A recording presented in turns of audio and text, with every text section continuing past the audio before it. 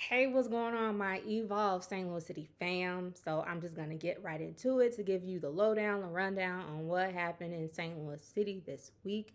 Because, as y'all know, my job is to attend these meetings, so you don't have to. And trust and believe, your girl was busy.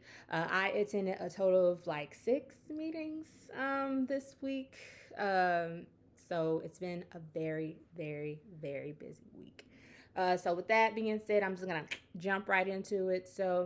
I attended the Neighborhood Development and Housing and Urban Development and Zoning committee meetings, and in those meetings, roughly 10, yeah, about 10 development related bills were passed out of committee with a due pass recommendation for the full board of aldermen.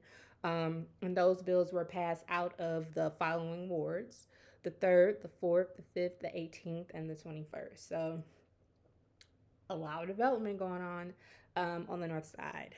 The second committee meeting, well, those are two.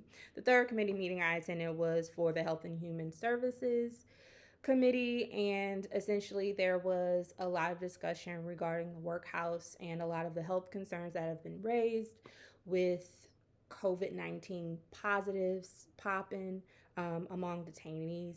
You have kind of a conflict of reports. So you have folks that are saying that people on the inside are telling them that they are being treated inhumanely, that they are not provided with, appropriate PPE, you know, uh, social distancing, is not being followed, and some other sanitation guidelines are not being adhered to. However, we also heard from the commissioner of the Division of Corrections, as well as the Director of Public Safety, that that is not the case, that they are abiding by, the CDC guidelines when it comes to, ensuring the safety of all during this age of COVID-19. So there's a lot of conflicting information. I think, like, in the end, the committee decided to request, they had questions, so they decided they would submit them to the commissioner as well as the director of public safety to really get a true sense of what's going on in the workhouse. Then the next committee meeting I attended was the public safety committee meeting.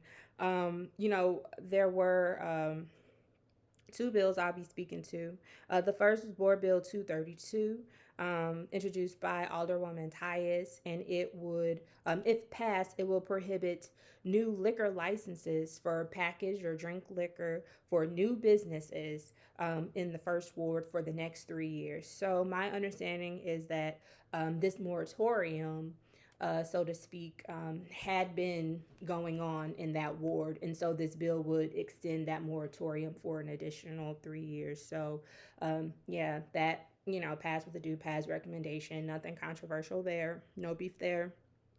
But the next bill, Board Bill 212, which was introduced by Alderman Jeffrey Boyd, if passed, it will provide St. Louis City residents the opportunity to weigh in with their votes on whether to close the workhouse.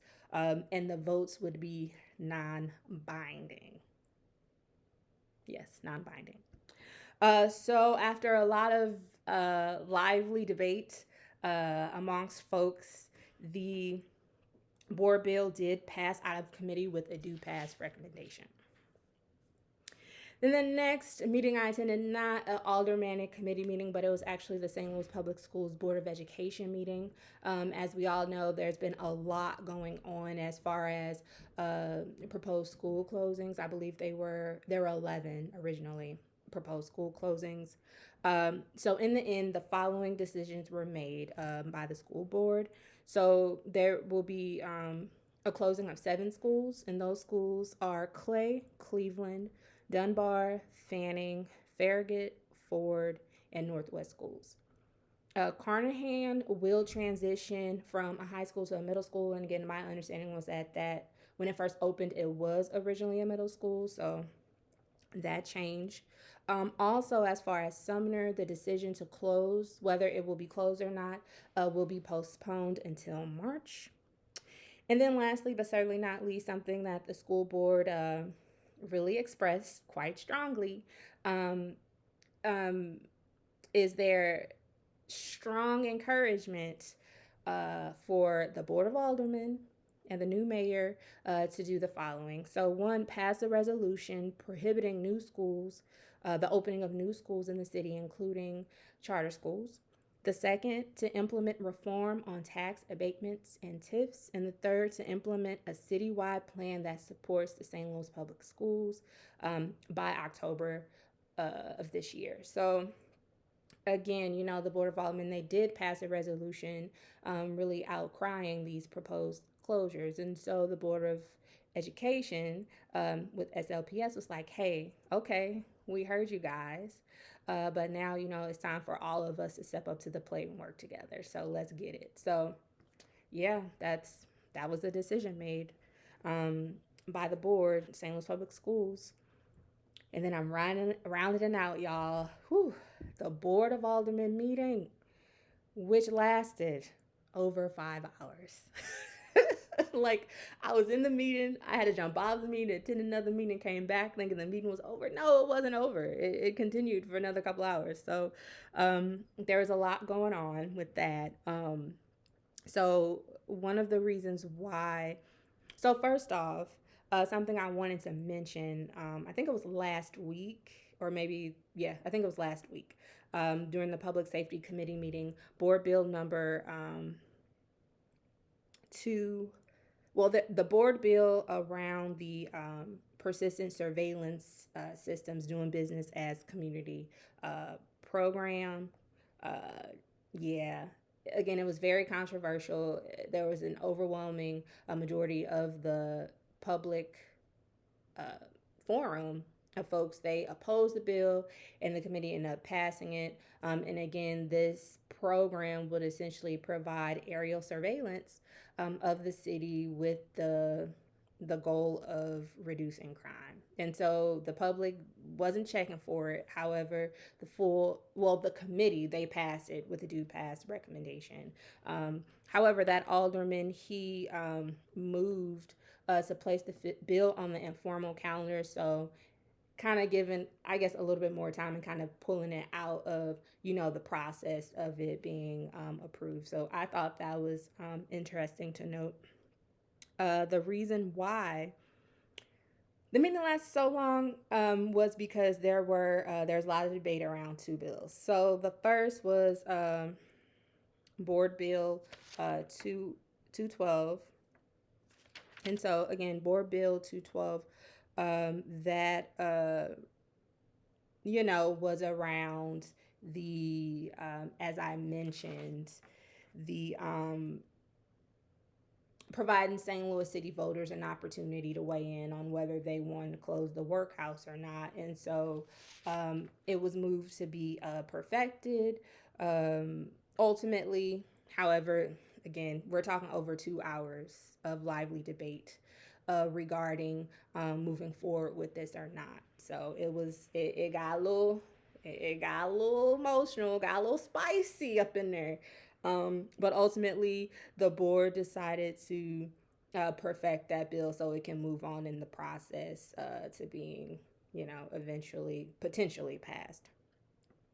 So another reason why the Board of Aldermen meeting ran over quite long was because, towards the end of the meeting, that's when they have bills that are third read and their final passage. And so a lot of these bills were related to development, which means that they were tied to receiving tax abatements and TIFs. And that's done to incentivize developers to build these projects. And so again, if you recall me mentioning this previously in this, in case you missed it, the St. Louis Public Schools Board of Education kind of called out the Board of Aldermen and were like, hey, y'all, you're crying about us closing down these schools. These tax abatements and these TIFs that are being kind of like passed, and divvied out like how Oprah, you get a TIF, you get a tax abatement. They call them out and it's like, yo, what you're doing is hurting the St. Louis Public Schools. So y'all need to revisit your practices. And so the Board of Aldermen, they said, you know what? we're going to start asking more questions and being more discerning about how we vote with regards to these developments.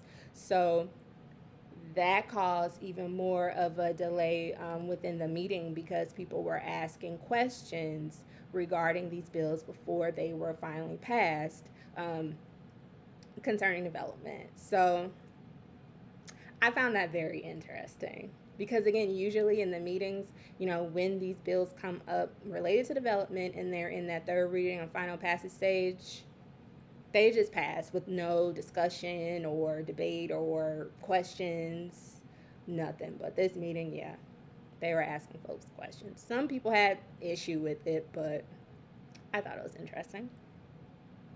And then lastly, but certainly not least, was the passage of Board Bill number 77 as amended.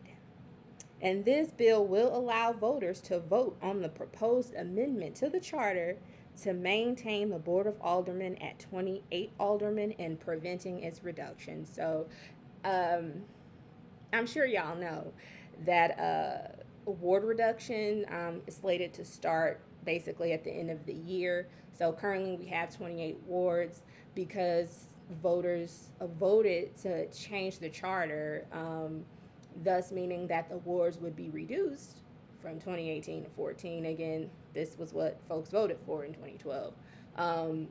It's been a huge debate around that because, there really have been no plans in place with regards to figuring out how this ward reduction would go about. So there's been a lot of drama around that.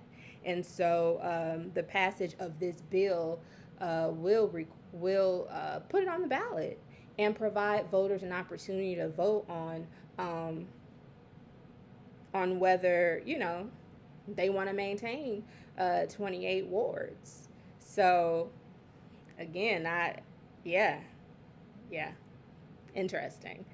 So y'all, I was wore out this week.